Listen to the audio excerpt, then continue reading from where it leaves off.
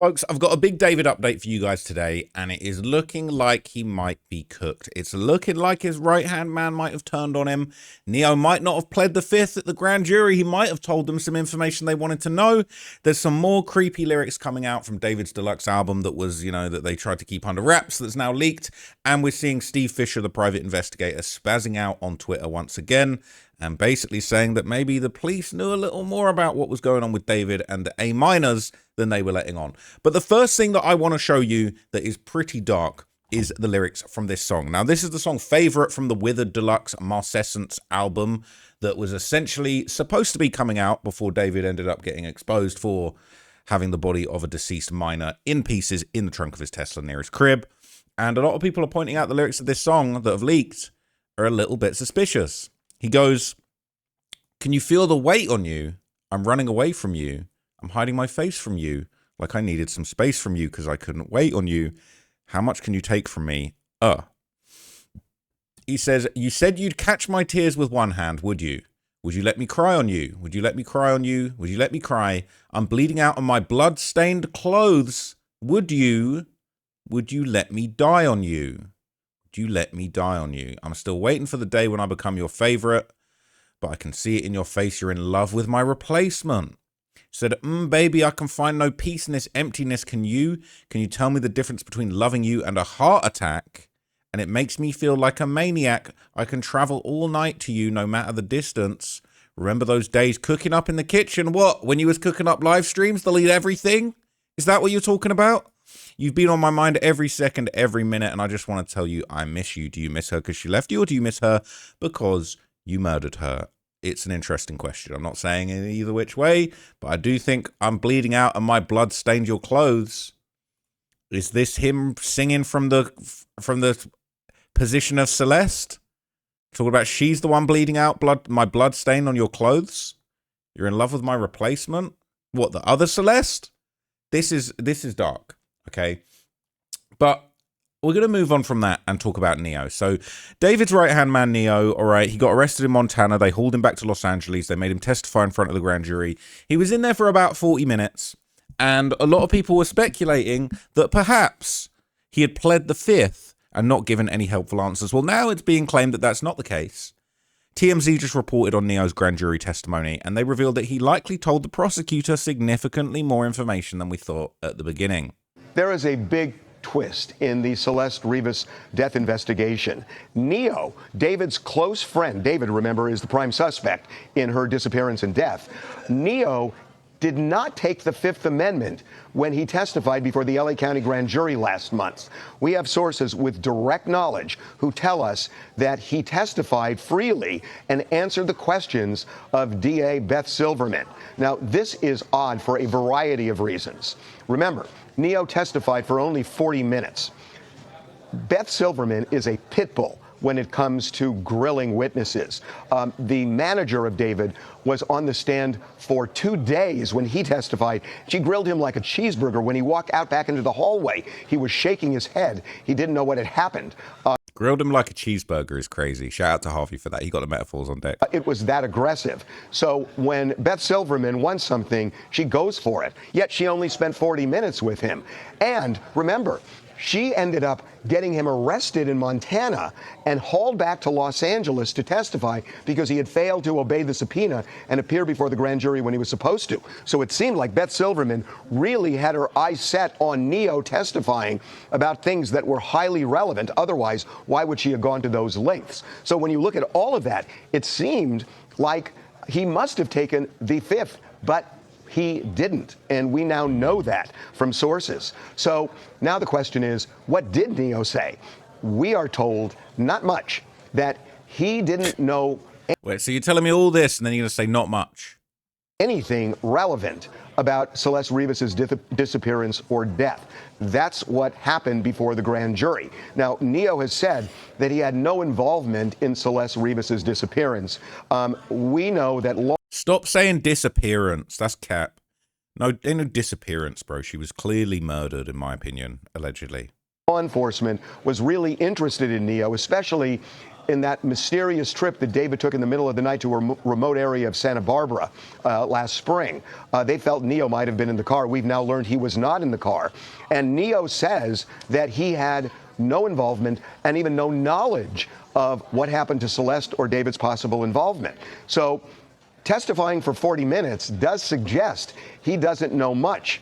So now the question is this. If Neo didn't know much, explain this mystery. And for us, this is a mystery. On Friday, Neo posted on Instagram this. He said, quote, "There is more to the story than what's on the news." How would he know that? How would he know there's more to the story than what's on the news if he knows nothing about Celeste's disappearance or David's possible involvement? That is what's puzzling us. And so the story we got is he testified freely, did not take the fifth, doesn't know anything relevant, yet he said that. So that's what is raising our eyebrows a little bit. But it does seem like Neo is not connected to Celeste Rivas's disappearance based on everything that we now know went down before the grand jury.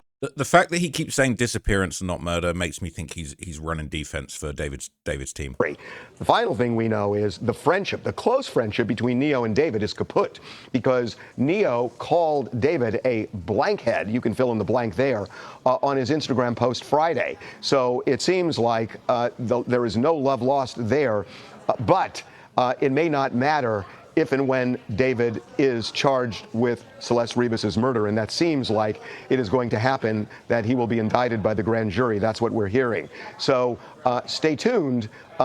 Where's this grand jury indictment? I'm waiting for this indictment, okay? So people on Reddit are reacting to the news, all right, about Neo's alleged testimony. They're saying Neo Langston never pleaded the fifth before the grand jury, okay?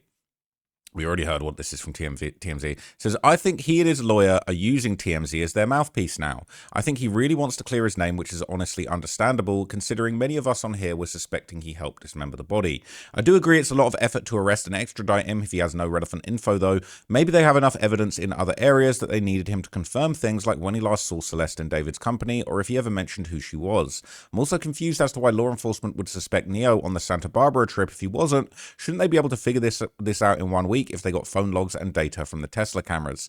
People saying, I think they had specific questions they wanted to ask, and because of that, it went fast.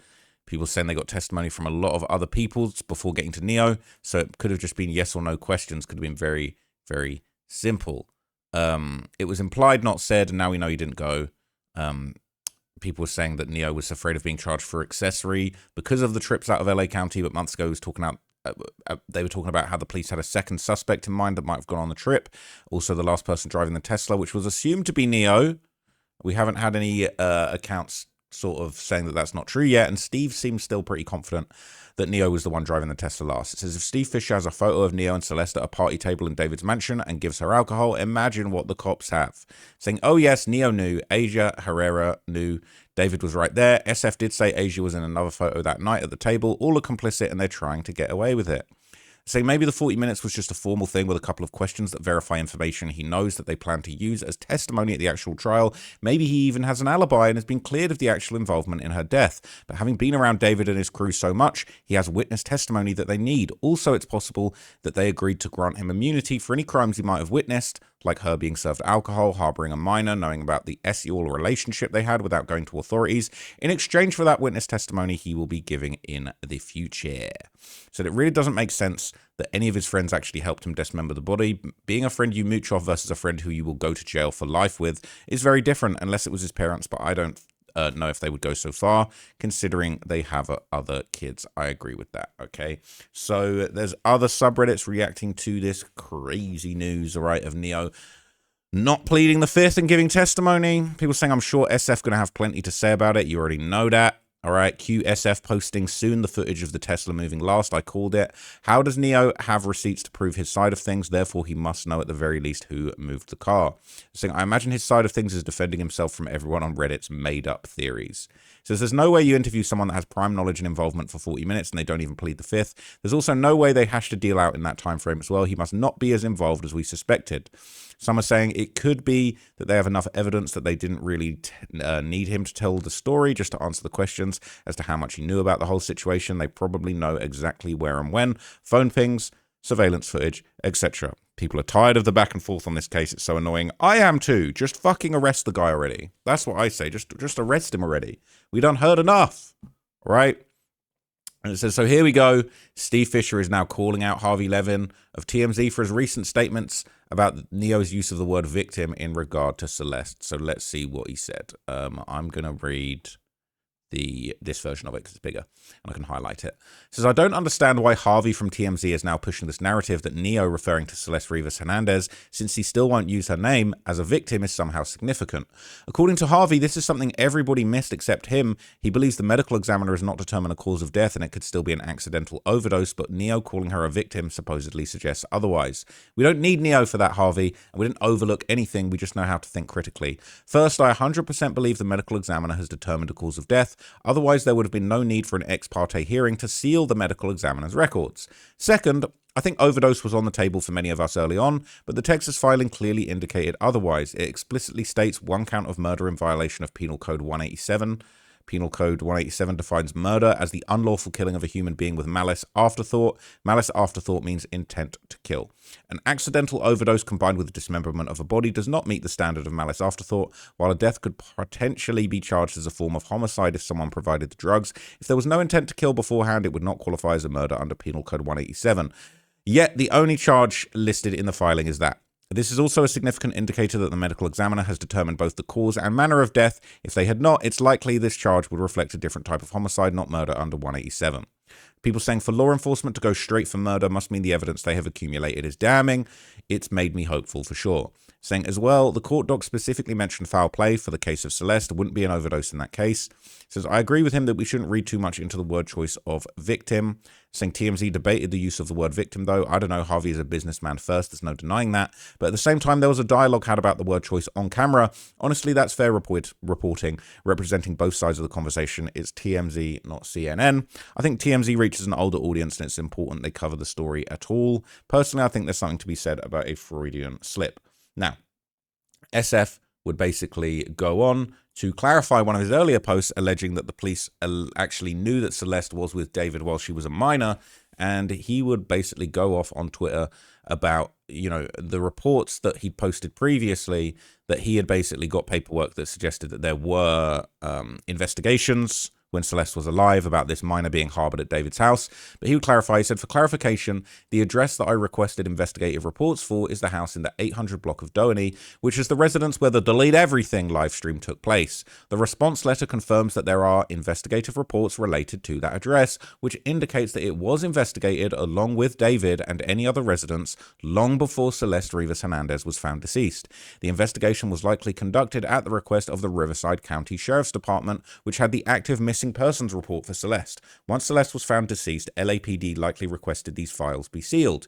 It will be important to determine exactly who law enforcement made contact with, as that would establish that from that point forward, they had knowledge of Celeste's age and her status as a reported missing person. These reports are likely from 2024.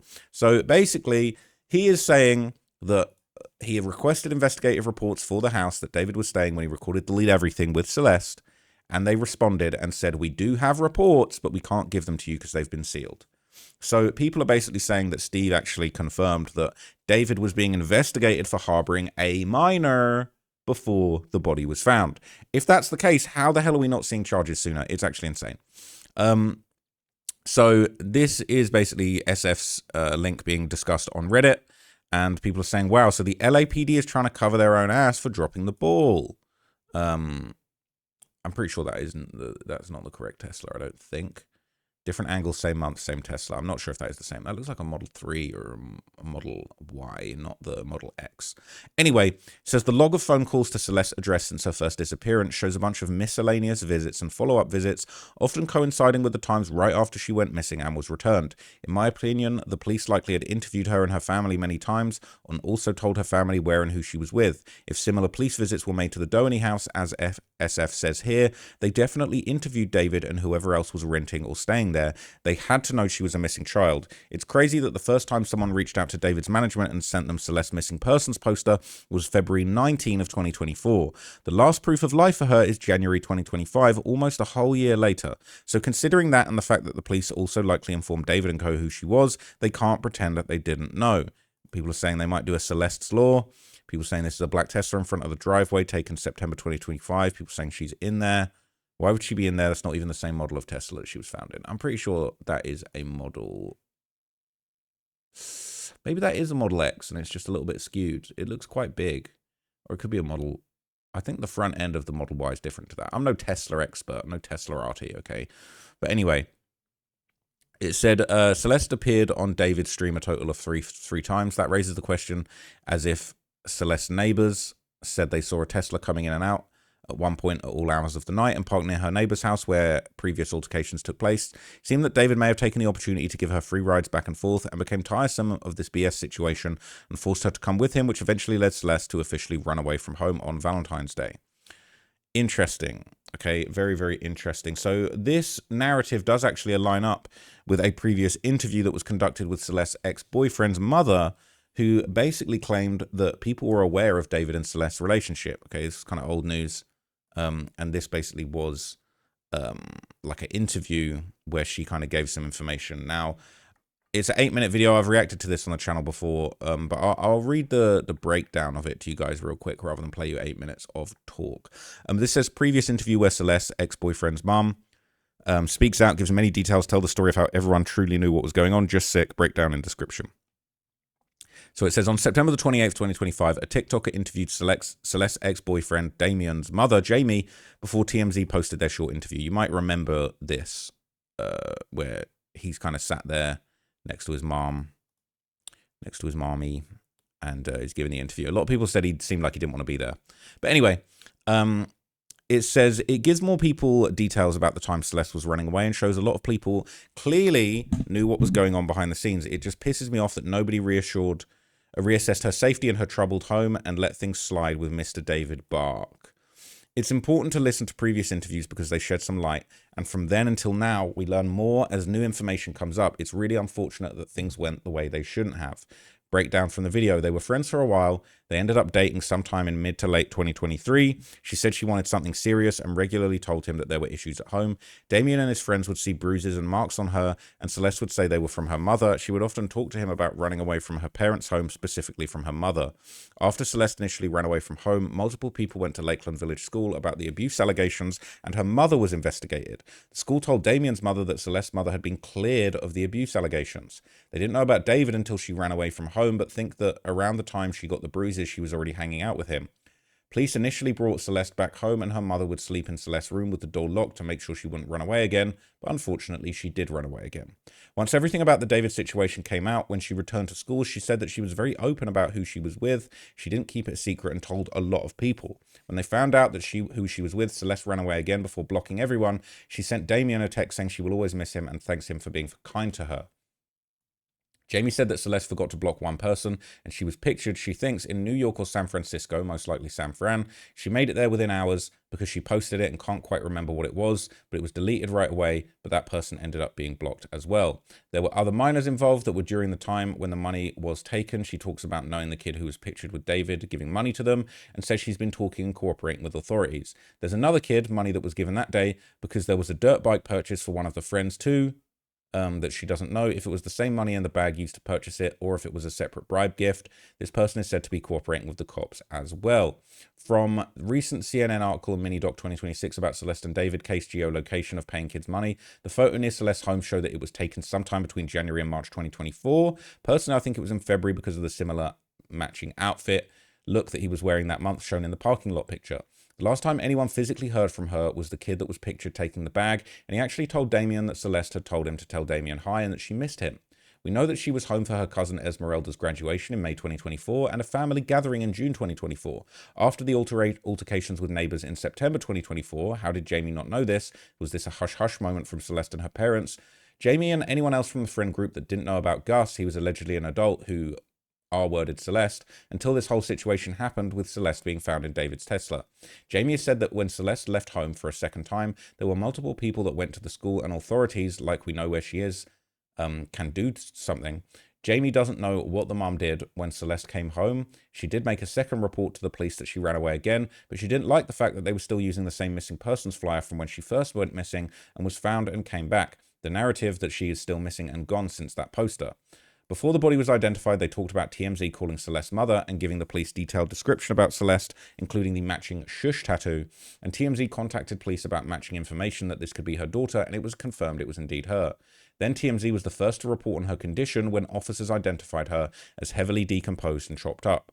Jamie says that the last time he saw Celeste was when she was dropping her kids to school and Celeste was in front of them in the drop-off line, and when she got out of the car, she looked absolutely mad. Her son said that Celeste was a very bubbly person, sweet, soft-spoken, laughing and saying hi to everyone, and in school she was always calling her son to hang out. So people in the comments are saying, just reconfirming, a lot of people, friends, family, were not able to protect this girl. And Celeste's mum said she's dating a guy named David. It was just a baloney cover-up. They knew exactly who he was and what he was doing to her. He was saying, as an introvert myself, someone like Celeste should be a literal lifesaver. Could be a literal lifesaver. It's so nice to hear personal stuff about her, as the only snapshots we've seen about her. Someone like Celeste could be a literal lifesaver. What the fuck? This is kind of weird.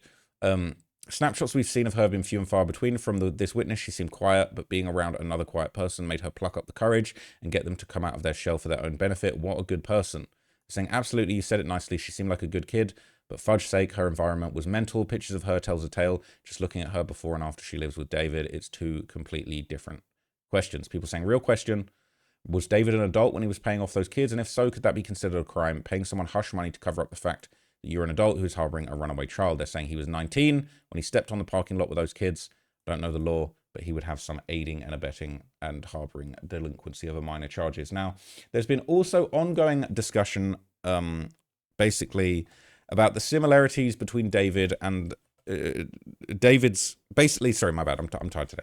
There's been a lot of discussion going on around basically the girls that were in David's music videos and how much they look like Celeste. And again, people are saying that they're just noticing really weird things about these connections. So this is one of the last pictures of Celeste alive that SF Investigates released. And again, this is another girl from a David music video that looks just like her, right? This is kind of looks like that picture. The way that it's composed, the way it's framed, and it looks just like Celeste. More girls that look just like her. The wavy hair, the sort of, darker complexion. It is suspicious as hell. People are saying, I'm not sure if you have already noticed, but I've seen comments about it, but I've noticed Celeste Rivas Hernandez had a septum piercing shown in the first photo, and in a lot of David music videos, he uses girls with dark curly hair and some with septum piercings like Celeste. He's so psychotic and delusions that I feel that he thought he'd get away with it. He left so many hints in his music and music videos. So these girls got the same kind of piercings. Seeing it right there. Yeah. And is she got the same thing? I'm not really seeing it, to be honest. Oh, yeah, no, she does. Yep, she does. Confirmed. This is ridiculous. And look, this is from her Twitter account. Made this song 5 minutes ago. I think it's beautiful. He uses Celeste lookalikes everywhere he goes. Weird man crushing on a teenage girl. And this girl wears the exact same clothes that Celeste was found dead in. No joke. That is a tube top. That is correct. People saying it looks like he had an obsession with her. From the beginning, I had a feeling this specific music video had something to do with Celeste's murder. Not necessarily that it happened this day, but something with her body happened. Tour in one state, but 2 or 3 of them in another state overnight. What were they doing? So I think he wants to be caught. He wants to be infamous for murder in his own gore. I think that's the whole reason he picked someone younger, vulnerable, and not coming from a great home life. He's written out his fantasies in songs and music videos, and now he has a lived experience of his darkest fantasy. He's never progressed past a 15-year-old emo, and has also done this to royally piss off his parents and tarnish any reputation they had. Their image is important to him, and he wants to burn it all to the ground. Okay? Yeah, I think that it's damning. Why the hell haven't we seen charges? Where are these murder charges? What the hell is this grand jury doing? It is an absolute joke, okay? If another month goes by and nobody's been arrested for this heinous crime that is clearly, in my opinion, allegedly a murder, I will just lose my shit. Honestly, I'm actually tired of covering this and not having actual cases and charges to talk about. It is really annoying, okay? But I will keep you guys updated about this story regardless of what happens, okay? We're going to keep Celeste's name alive. We're waiting for justice for this innocent little girl that was clearly, in my opinion, allegedly murdered by someone. Wonder who. All right, it is actually ridiculous at this point. But anyway, let me know what you thought of that breakdown. I'll be back with some more information about this story as soon as I have it. And until then, stay safe, people.